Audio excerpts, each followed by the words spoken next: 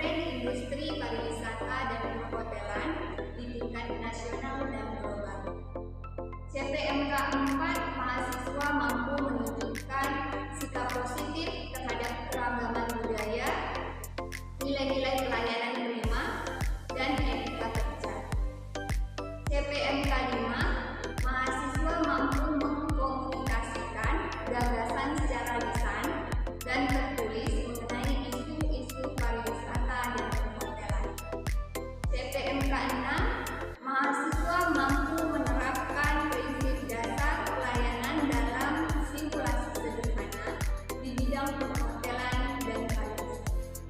Jika dideskripsikan secara singkat, mata kuliah ini memberikan pemahaman dasar tentang konsep, ruang lingkup, dan karakter industri pariwisata dan perhotelan. Mahasiswa akan mempelajari unsur-unsur sistem pariwisata, jenis-jenis wisatawan, klasifikasi akomodasi, serta perkembangan dan tantangan industri di tingkat nasional maupun global. Selain itu, mata kuliah ini juga membahas dampak pariwisata terhadap aspek sosial, budaya, ekonomi, dan lingkungan, serta pentingnya etika dan profesionalisme dalam pelayanan. Melalui pendekatan teoritis dan praktis, mahasiswa diharapkan mampu memahami hubungan antara pariwisata dan pembangunan berkelanjutan, serta mengenali peluang karir di bidang tersebut. Sedangkan kemampuan akhir tiap tahapan pembelajaran yaitu 1. Mampu memahami tujuan dan ruang lingkup mata kuliah serta menjelaskan urgensi keilmuan pariwisata dan pembangunan nasional. 2. Mampu menjelaskan pengertian pariwisata dari berbagai perspektif serta memahami ciri-ciri utama kegiatan pariwisata. 3. Mampu mengidentifikasi dan menguraikan unsur utama dalam sistem pariwisata. 4. Mampu membedakan berbagai jenis pariwisata dan mengelompokkan wisatawan berdasarkan motivasi, tujuan, dan durasi kegiatan. 5. Mampu menganalisis dampak sosial dan ekonomi, budaya, dan lingkungan dari aktivitas pariwisata. 6. Mampu menjelaskan definisi perhotelan dalam ruang lingkup bisnis akomodasi. 7. Mampu membedakan klasifikasi hotel dan menjelaskan karakteristik berbagai jenis akomodasi. 8. Mampu menguraikan perkembangan industri pariwisata dan perhotelan dari masa ke masa secara kronologis. 9. Mampu menjelaskan peran lembaga nasional dan internasional dalam pengembangan pariwisata. 10. Mampu menjelaskan nilai-nilai etika, sikap, layanan dalam industri pariwisata. 11. Mampu menganalisis tren global dan tantangan terkini dalam sektor pariwisata dan perhotelan. 12. Mampu menjelaskan prinsip-prinsip pariwisata berkelanjutan dan penerapannya dalam industri. 13. Mampu menjelaskan jenis-jenis profesi serta kompetensi yang dibutuhkan dalam dunia kerja kepariwisataan.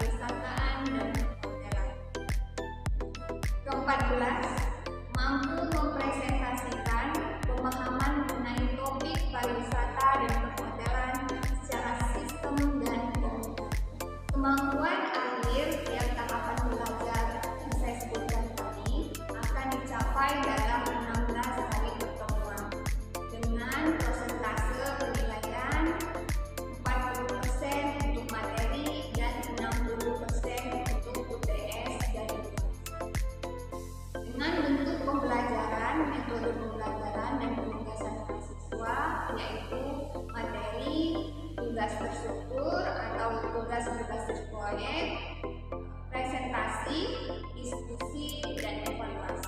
Assalamualaikum warahmatullahi wabarakatuh. Waalaikumsalam warahmatullahi wabarakatuh. Oke, kita akan memulai perkuliahan pertemuan kedua pada pagi hari ini dengan materi definisi dan ruang lingkup industri pariwisata. Tapi sebelumnya saya akan presensi dan memanggil satu-satu nama yang hadir dalam presensi. Yang saya panggil silakan menjawab. Ada Miss ya, ada Umu Khotimah, Fadila Anissa Fatih, tulis Alifiani Setiani. Seperti yang pertemuan pertama kontrak perkuliahan sudah kita bicarakan, salah satu materi pertama kita pada hari ini adalah definisi dan ruang lingkup industri pariwisata. Capaian perkuliahannya, teman-teman itu akan mendapat apa sih setelah mata kuliah pengantar pariwisata ini? Satu, mahasiswa mampu menentukan definisi pariwisata. Jadi teman-teman setelah kuliah ini harus tahu apa sih, kalau ditanya orang apa sih pariwisata, teman-teman itu harus tahu membedakan dan harus tahu menjawab, bisa menjawab.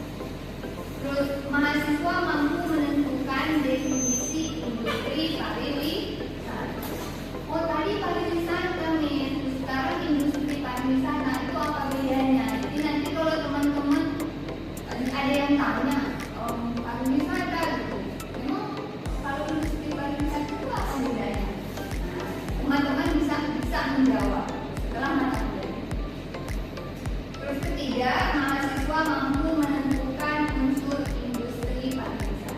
Jadi kalau biasanya cuma jalan-jalan doang, cuma senang-senang doang, nah nanti kalau teman-teman belajar, setelah belajar industri pariwisata itu apa sih? Nanti setelah jalan-jalan, oh ini itu yang dimaksud industri pariwisata. Isinya apa aja? Yang biasanya cuma senang-senang gitu. Nah sekarang sudah tahu, oh oke, kalau di kalau pariwisata dari kacamata perhotelan atau pariwisata, sekolah pariwisata itu yang dimaksud unsur industri pariwisata itu apa aja sih? Jadi tahu, kalau orang tanya atau nanti ada tugas di mata kuliah selanjutnya itu teman-teman tahu, karena ini adalah dasar. Oke, terima kasih karena sudah masing-masing menginput dari terkait pariwisata. Kemudian kita lanjutkan dengan materi pengertian dari pariwisata. Istilah pariwisata berasal dari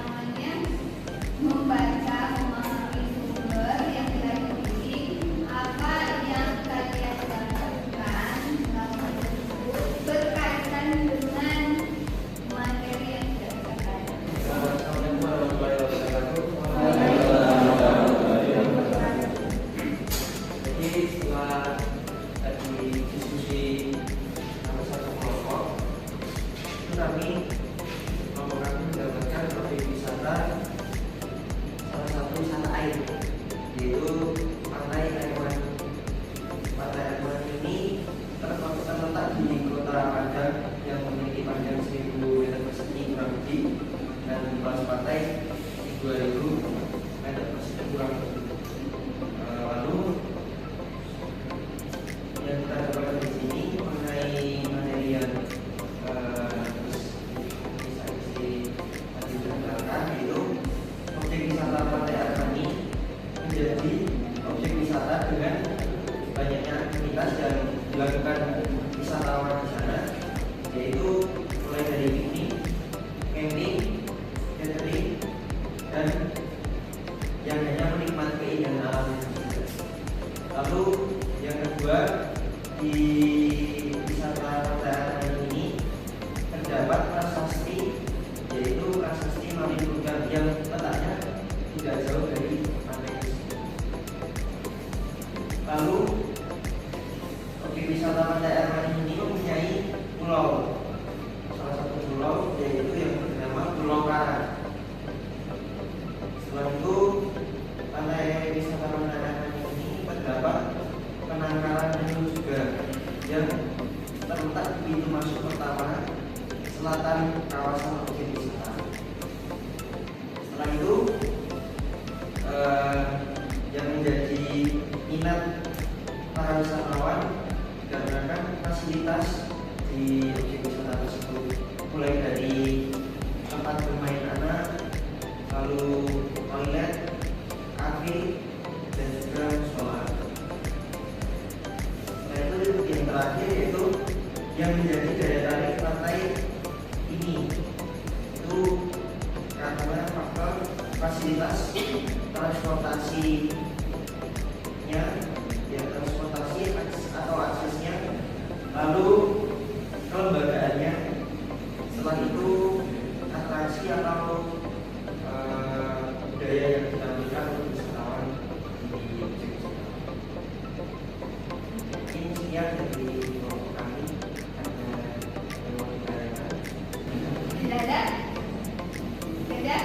Oke. Tepuk tangan untuk kelompok 1. Silakan duduk. Kita lanjut kelompok 2. Assalamualaikum warahmatullahi wabarakatuh. Selamat sore. Saat ini kami mau mempresentasikan hasil diskusi yang telah kami diskusikan tadi.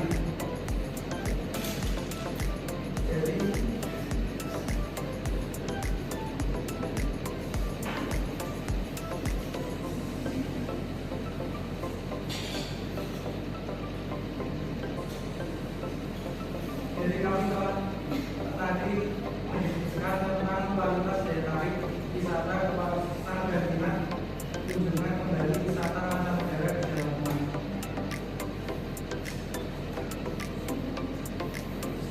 Kesimpulannya di sini, pertama, daya tarik wisata alam berpengaruh positif terhadap kawasan wisatawan mancanegara. Peningkatan kualitas daya tarik wisata alam akan meningkatkan kawasan wisata mancanegara berkunjung ke destinasi Jawa Tengah. Yang kedua, daya tarik wisata lingkungan berpengaruh positif terhadap kawasan wisata alam mancanegara.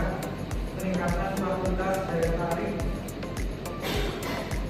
wisata lingkungan akan meningkatkan kawasan wisatawan mancanegara yang berkunjung ke Jawa Tengah.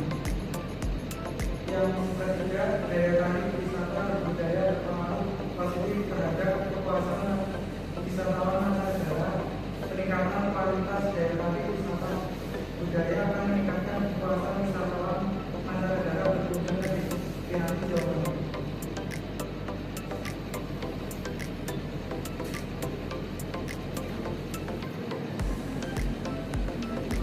Ada yang mau tambahkan?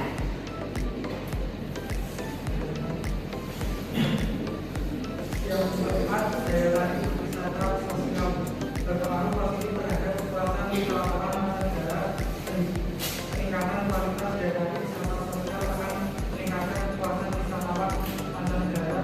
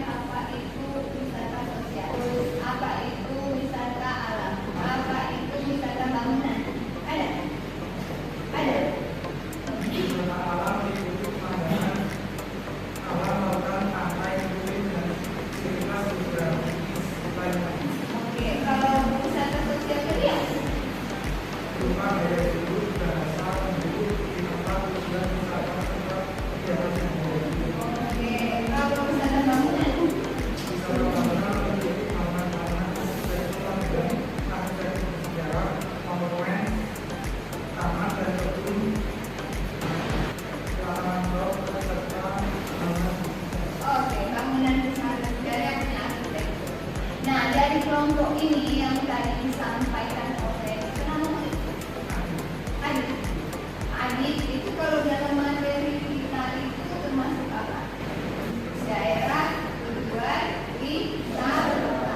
Jadi daerah tujuan wisata itu tidak hanya pantai, tidak hanya sejarah, tidak hanya budaya, ternyata ada juga yang namanya destinasi wisata sosial.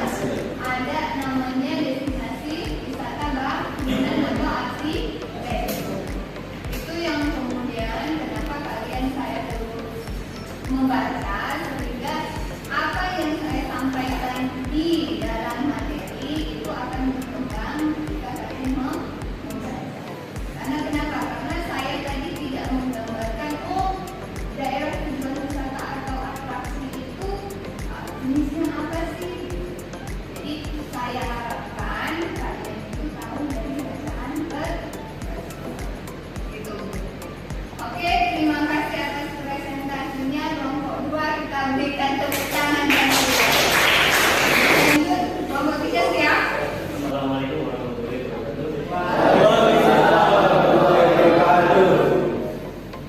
Pariwisata merupakan kegiatan perjalanan yang dilakukan oleh individu atau kelompok orang untuk mengunjungi tempat tertentu dengan tujuan rekreasi, pengembangan pribadi atau mempelajari keunikan yang ditawarkan. Pariwisata juga dapat memajukan perekonomian negara. Dari jenis pariwisata yang saya temukan yaitu wisata budaya adalah wisata yang menggunakan kekuatan budaya sebagai objek dan daya tarik wisata. Banyaknya keunikan dan kekhawatiran juga bisa membuat kota ini sebagai daerah tujuan wisata kedua setelah berarti salah satu keunikan kota ini yang kemudian berkembang menjadi daerah tujuan wisata adalah Kampung Ketandan terletak di Pasar Kecamatan Gondolana, tepatnya di utara Pasar Kebayoran-Harjo. Kampung ini merupakan kampung yang memiliki keunikan berupa sejarah dan budaya etnis Tionghoa yang berada di Yogyakarta. Keunikan ini dapat dilihat dari segi arsitektur, sumber bangunan yang masih menggunakan corak arsitektur perpaduan Cina, Eropa, dan Jawa. Adanya daya tarik wisata yang beragam, terutama event budaya yang diselenggarakan meningkatkan jumlah wisatawan yang datang mengunjungi Kampung Ketandan. Dapat 5 tujuan